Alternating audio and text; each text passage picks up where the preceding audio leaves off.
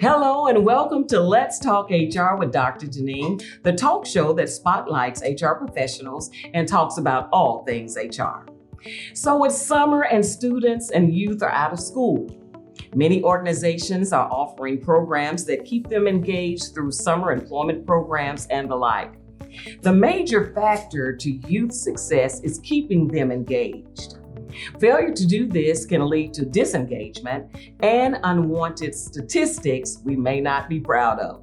So how do we keep our youth engaged while intentionally incorporating learning and development opportunities to help prepare them for the workplace and ultimately preparing them to become future thought leaders of tomorrow? Want to know how? My special guest today will talk about how she put the concept of youth engagement to the test in a unique way some 18 years ago, which produced successful, upstanding, and prominent professionals. My guest is none other than the Reverend Dr. Gina Stewart, Senior Pastor of Christ Missionary Baptist Church and the current president of Lott Carey Foreign Missions Convention, and my pastor. Correct. Hey, Pastor. How are you today? I am great. How are you? Good. Thank you so much for this invitation to be a part of this great talk show, this great work that you're doing. Oh, well, thank you so much. Now, how long has the church been in existence? The church has been in existence since 1967. Oh. As a matter of fact, we recently celebrated 55 years, yes. Our 55th birthday yes. in May. In May, all right. May 3rd, 1967 was the organizing date. Okay, well, great. And you've been pastoring for 27 years. 27 almost years. half as old as the church is. Almost, yeah. And my husband and I, Reverend Dr. Chuck Lester, yes, indeed, serve under your leadership. Yes, indeed. At the church, and we've been there. For your leadership and for your support. Yes. Blessing. All right. So you're a trendsetter, Pastor. Thank you. And you're a trendsetter in youth development. But you're also a trendsetter in many different areas. Now, you were the first Black female elected to become pastor of an established Baptist congregation in Shelby County. Is that right? Yes. Memphis and Shelby County. Memphis and Shelby County. Yes. Tell us a little bit about that. Well, it was historic because, number one, for the most part, there are people that still don't believe that women should preach, let alone pastor a church. Huh? And because of our denominational, our history as a denomination, Baptists have not historically embraced women in those leadership roles at the level of ordained clergy. Yes. And so when our church made the decision to elect a female in 1995, now, that was a long time ago, all 1995. Right. Okay. It was very significant because not only did the church decide that they wanted a female to lead them, but it was significant because I was elected to serve an established Baptist congregation. Yes. Women have pastored in other denominations such as AME, CME, non-denominational traditions. But in our tradition, it was very rare to see a woman ascend to the position, if you will, of pastor. And so that's what made it significant. That's what made it unique and historical because this church decided not to allow the tradition to impede upon his decision to elect a woman. All right. Yes. And so there's been another significant occurrence, right? Yes. You've been pastoring for 27 years and you were also elected as the first female president of the Lott Carey Foreign Missions. Tell us a little bit about that as well. Again, that is significant because Lott Carey is a convention that is Baptist by heritage, but ecumenical in its practice, meaning that most of the churches that are a part of Lott Carey are Baptist churches. Okay. So once again, we are dealing with this legacy, if you will, of stereotypes that suggest that women cannot lead at that level. And yet, after 125, this year will be the 125th year. I was installed last year in 2021. After 124 years, Lot Carey took a bold step and decided to not only talk about inclusivity, but to demonstrate inclusivity by elevating a woman to the office of president. Absolutely wonderful. So you're doing so many things. You are a trendsetter and also going back to get your PhD. So we're going to call her Dr. Okay? Dr. Pastor Stewart. So in pastoring a church, you care for the needs of all the people, all the congregation. That's seniors, millennials, Gen Zs, everybody. But you have a heart for engaging and working and pouring into the lives of youth. So much so that you saw a need in the youth population 18 years ago. Yes. And you took action by creating a unique program called the Ecclesia Summer Teen Employment Program, right? Yes. Tell us why you created that program and what it entails. Ecclesia was birthed in response to a need. 18 years ago, the city was having some financial challenges, and they announced that they would not be offering their summer youth program. Yes. And when I heard that, I was thinking to myself, I said, we cannot employ everybody, but we can do something. Yes. And so I had this idea of creating this vision of creating this program that would employ young people, pay them a stipend, but also teach them the skills, the professional skills that they need to be what I call a witness in the workplace. So the distinction for this program was not just to give them a job, provide a job or an opportunity for employment, but to also help them with character development, help them with work ethics, and also to help them realize that they are working in a workplace, but they are we want them to work in the workplace in ways that are distinctively Christian. Yes. And so this is not just a job. You're not just an employee. You're a Christian who happens to be an employee. And so that was the distinction for Ecclesia. And of course, I only had the idea. You helped. You helped to put legs to the vision and execute the vision and implement the vision. You, along with the Human Resource Ministry, provided the structure, or I should say the infrastructure, that helped us to implement that program. Yes. Well, thank you so much. Well, it's the truth. It's the truth. And the Human Resources Ministry is still moving that particular program along. And in fact, we're right in the middle of a new development under that. And we'll talk about that in a few minutes. But the Human Resources Ministry, my husband, Reverend Dr. Chuck Lester, who serves as your executive pastor at the church, he helps us move that along so much. So we talk about being a witness in the workplace. Right. And so when we think about it on a religious or from a religious standpoint, it may think I'm taking around my Bible, but it's so much more than that. Yeah. Being a witness goes into it translates into your behaviors at work. Right. Being nice, being kind, having great communication skills, being able to look at someone in their eye, having a firm handshake. These are the things that we teach them starting at age 15. Exactly. And so it means being a witness in the workplace. Now, ecclesia is a different type word. It's different. Tell us why and what that means. Yes, ecclesia, ecclesia is a Greek word for called out ones, which is we're identifying these young people as called out people who are going into the workplace. But in going into the workplace, they bring a different dimension. They bring that spiritual dimension through their behavior. Yes, they are not carrying a Bible the size of your iPad. They are not walking around quoting scriptures every day, but they embody what it means to be a person of faith by their character traits, by the way that they interact, by the way that they discharge their duties, by the way that they interact with people in terms of human relation skills, not just communication skills, but the soft skills that go along with working in a workplace. So many of us have been in places in recent times where we've seen what a failure to orient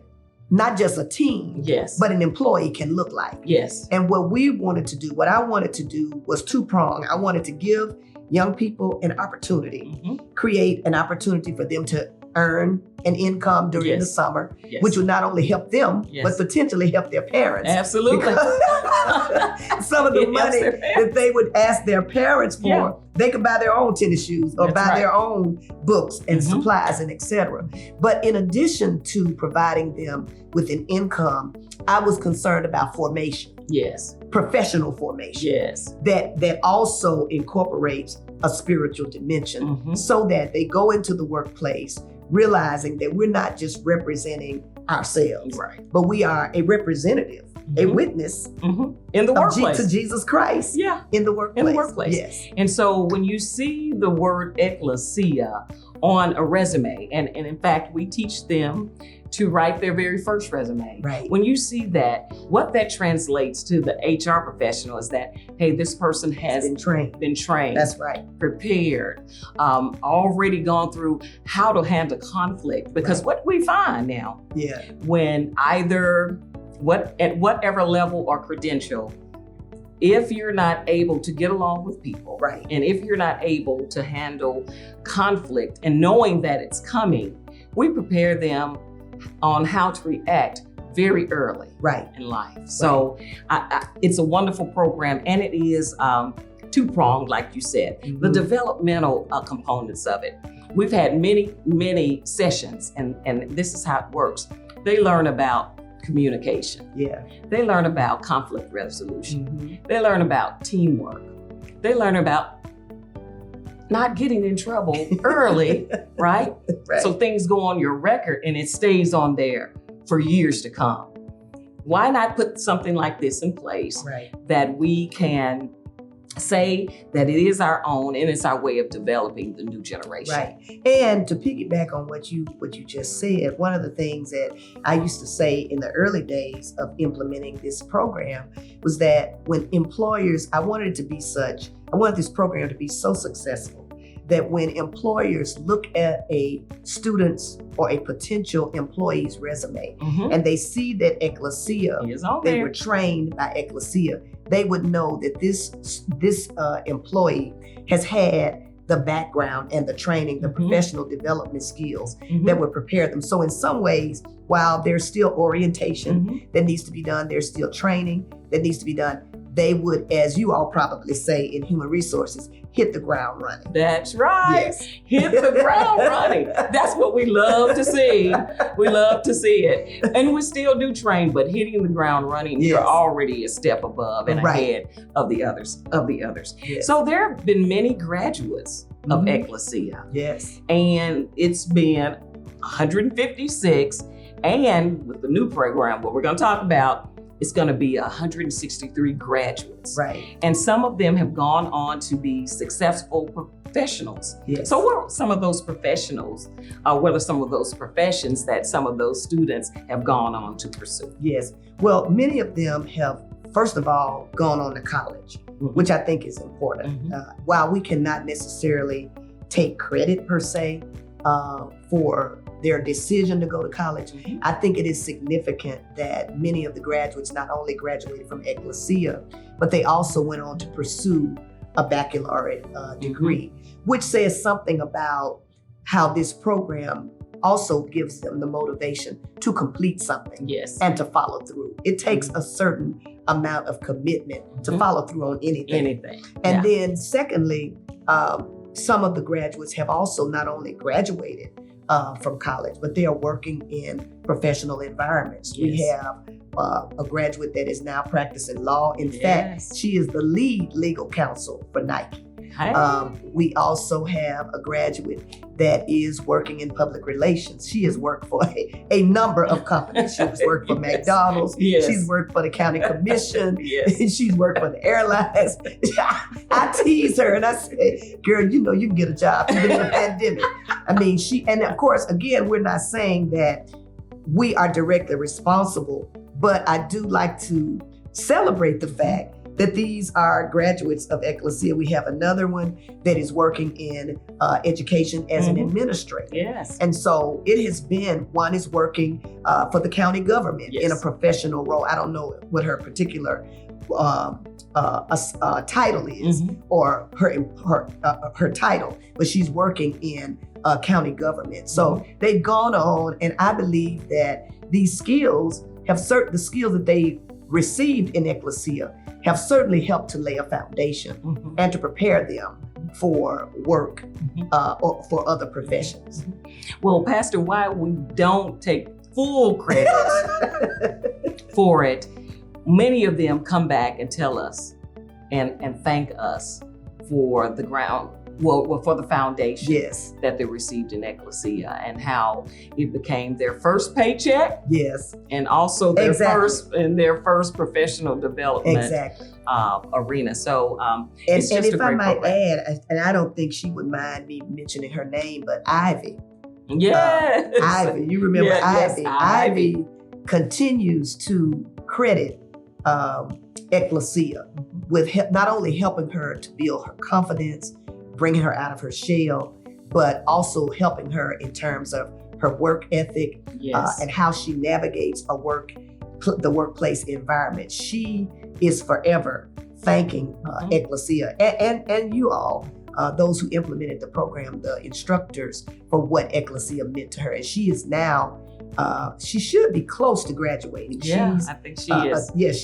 I think she may be a senior this year. Yeah, she is. Yes, she is. She does. She talks about it. And we talk about her. Yeah. So it's mutual. Yeah. It's mutual. Yeah. So now we're in a pandemic, right? And the pandemic, it has hit, I guess, every facet of life, including work. Everything is different, spanning from remote work to online learning. Right. So even in this pandemic, even the Ecclesia program has taken a new level and a new turn. Tell us about that. Yeah, Pastor Chuck and I were talking about this earlier. And one of the things that we initially discussed was, now that the pandemic is behind us, let's look at possibly re-implementing Ecclesia. We've been on this hiatus because of the pandemic. And so as we began to explore and in consultation with you about it, we thought about the fact that while we're not completely post-pandemic, the world is opening back up, people are returning back to work, but it has always been my position to err on the side of caution. Yes. So when we started thinking about, asking employers to bring young people into their environments, and so many employers are still remote. Yeah. They are still, or they are hybrid. So we just began to revisit, what can we do that will still provide young people with the opportunity to be professionally developed, to let them earn a stipend, but also do it in a manner that is safe. Yes. And of course, voila, Ecclesia 2, professional development program was birthed. Yes. And I'm very excited about that because it will be safe.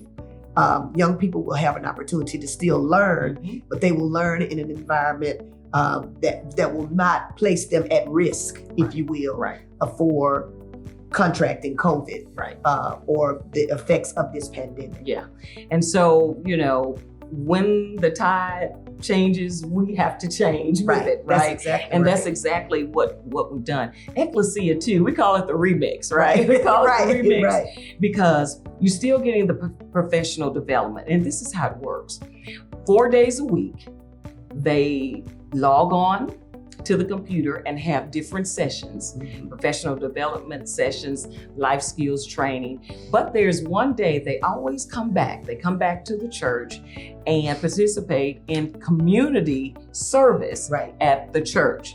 We give away relief boxes for so many years through this pandemic. And so they'll be able to have the opportunity to know what it means to give back to the community. Yes. And so that's what they're going to do. It's going to be a 4-week program.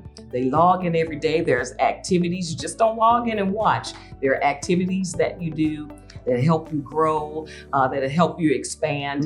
And And they get this. We had interviews this week. One of the participants said, they're all scholars, but he said, I want to be able to grow socially. Okay. I need more social engagement. Mhm. That's one of the things that I'm lacking. I said, no worries. Yeah. We are going to teach you how to engage socially. Yeah. And that is so important. Yes, it is. Sometimes your grades can be great, Right. but your ability to socialize with That's others is even greater. Yes, human relation So, yeah. skills. And this environment has in some ways led to isolation to some extent. People are looking at screens all day long for school and everything else. And Mhm. so even though this will be virtual, they will have the instruction that they need, I believe, that will help to enhance their social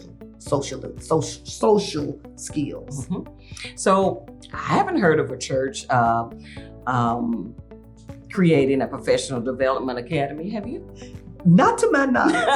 Not to my It knowledge. makes me Not to my knowledge. See, we're trendsetter again. We're going back to it. Yes, going back yes, to it. indeed. Not to my knowledge. There may be others that are doing work that is similar, but I don't know of anyone that is doing a professional development academy. Yes. And one of the things I'll add is another emphasis for me at the beginning of this program was I wanted them to be in professional environments. Yes. If you recall, I said there's nothing wrong with working at McDonald's, there's nothing wrong with working at Wendy's, That's right. but I want to place these students, these interns, in professional environments where they have to dress up Yes. or dress professionally. I shouldn't Yes. say dress up, but dress professionally to go into the workplace. Absolutely. Yes. And it's been some wonderful organizations here in Memphis. It's been Channel 5. Yes. It's been Shelby County. Yes. It's been the city of Memphis. Yes. Just a host, and at the church. Right. But BioWorks. BioWorks. Mhm. It's been Shelby State, Shelby Southwest, State, Southwest, yeah. Service Master. Yeah. Should I go on and on? But this gives you an example. They work for the the state representative Antonio Parkinson. Yes, his sure office. did. Yeah. Sure did. Yes. Yeah, sure did. And also Shelby County Yeah. clerk's office. That's right. That's Absolutely. right. Clerk Stanton Yeah. hired interns several years. And He the was in that reason role. why he did, because he saw Ecclesia on Yes. their resume. Yes. That's what they're doing. Yes. So what advice would you have for other organizations about creating youth development programs? What advice would you give? I think that the best advice I can give is to say, your help is in your house. Mhm.